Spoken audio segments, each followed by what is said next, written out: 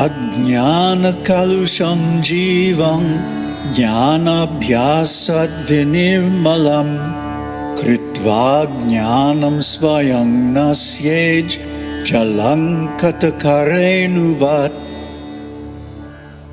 Ajnana kalusham, stained by ignorance. Jivam, the self contaminated by ignorance. Jnanabhyasat, from constant practice of knowledge. Vinirmalang, pure. Kritva, having made. Jnanam, knowledge. Svayam, itself. Nashyet, disappears. Jalang, water. Katakarenuvat, as the powder of the Kataka nut. Through repeated practice, knowledge purifies the embodied soul stained by ignorance, and then itself disappears, as the powder of the Kataka nut disappears after it has cleansed muddy water. Namaste. So this knowledge, this special transcendental knowledge, Brahma Vidya, purifies the soul stained by ignorance.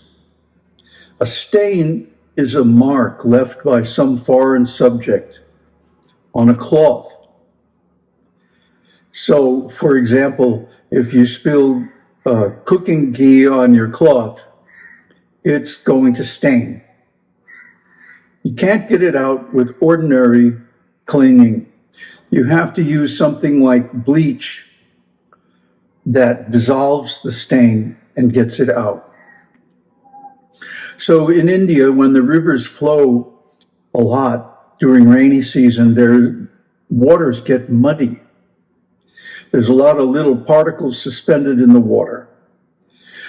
So you can take this powder of the Kataka nut and stir it into the water, and it forms a colloid with the mud particles, and the whole thing becomes a precipitate. And you just let it sit for a few minutes, and all the mud just falls to the bottom.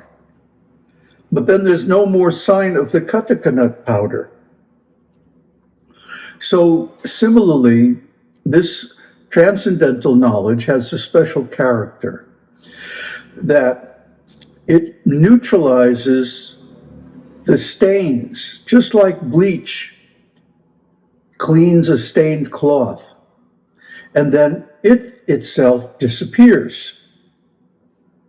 Because even transcendental knowledge, even Brahma Vidya, is still symbolic. It's still part of duality, but it's a special part of duality that leads to non-duality. How does it do that? Well, first of all, it gives you the clue. Tattvamasi, you are that Brahman. Aham Brahmasmi, I am Brahman? Well, that's interesting. And then you think about it. You compare this knowledge with all the stored information that you have in your brain. And you have to come to the conclusion that you are Brahman. Because all the phenomena that you have observed in this world is temporary. Waking, sleeping, dreaming, going here and there. The body itself, going from childhood to youth to maturity to old age and then death. All is temporary. Sometimes two countries will be fighting and sometimes they'll be friendly. And similarly, in our everyday experience, sometimes we make friends and sometimes the same person becomes an enemy later on. It's impossible to predict what's going to happen, but all we know for sure is that things are going to change. But what never changes is our consciousness, our self. The baby feels I, has the sensation of I am in exactly the same way as the old person on the brink of death.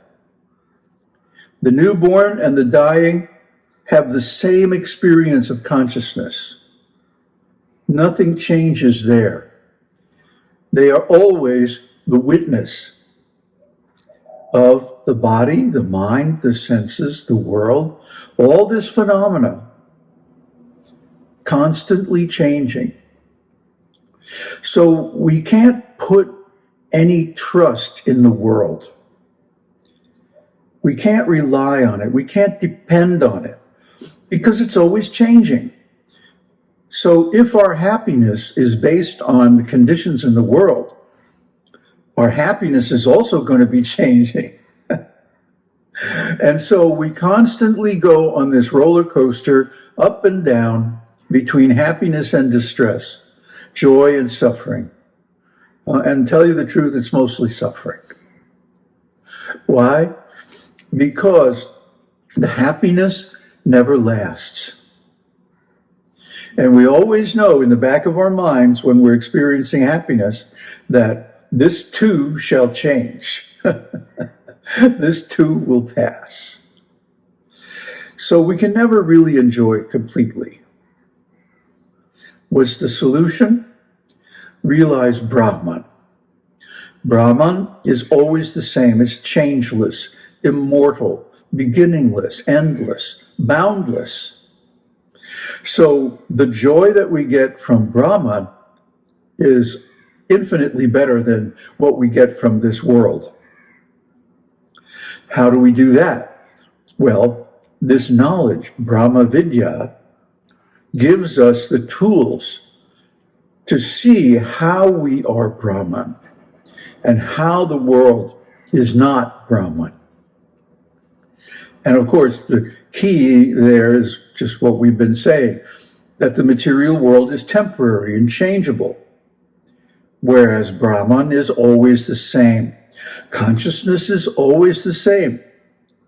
And the different states of consciousness, waking, dreaming, deep sleep, and turiya, are seen in all living beings. So we have to accept that consciousness being steady, beginningless, endless, unbounded in time and space. Because even if you go to another planet, you're going to still be conscious. You may not be very happy, but that's another thing. This body, this mind is designed to live on planet Earth. If you try to go someplace else, either high in the mountains, up in the sky in an airplane, or dive deep in some kind of submarine, you're going to be in trouble. You're going to be in danger. The least little thing that goes wrong, you're finished. Why? Our bodies were not designed to live there. What to speak of going to another planet? I mean, that's just a pipe dream. So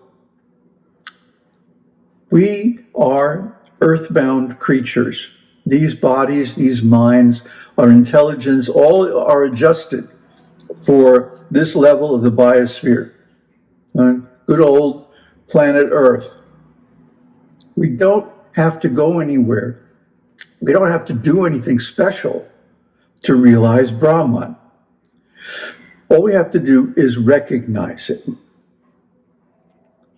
This is the key. Did you ever wake up from a dream or something and find yourself in an apparently unfamiliar place? And then once you look around, you realize, oh, this is my room. This is actually home.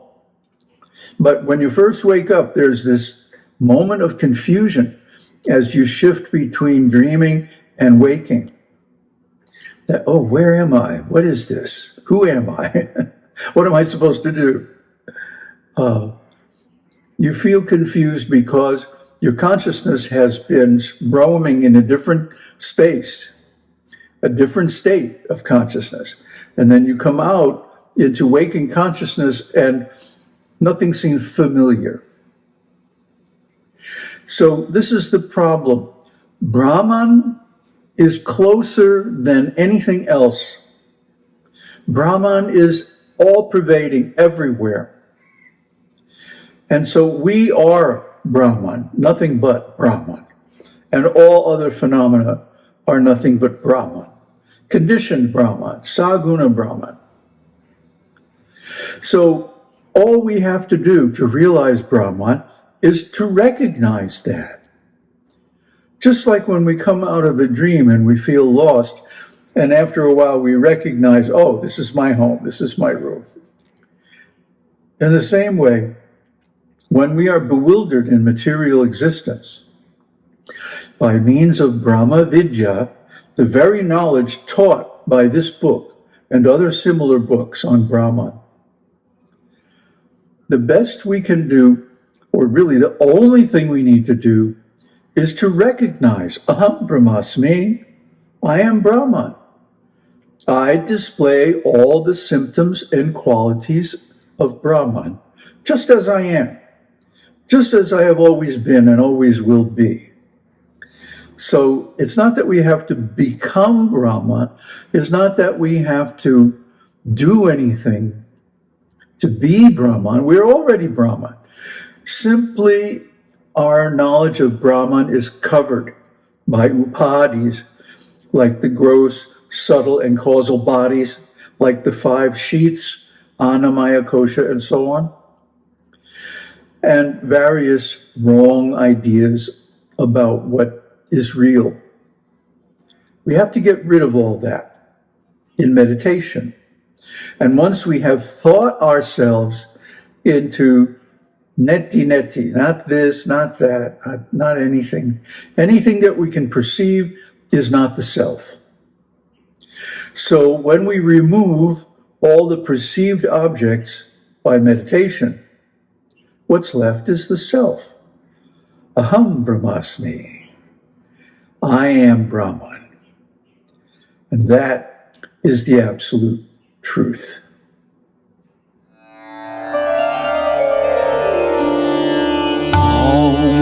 Tat Sat, Om Shakti Om.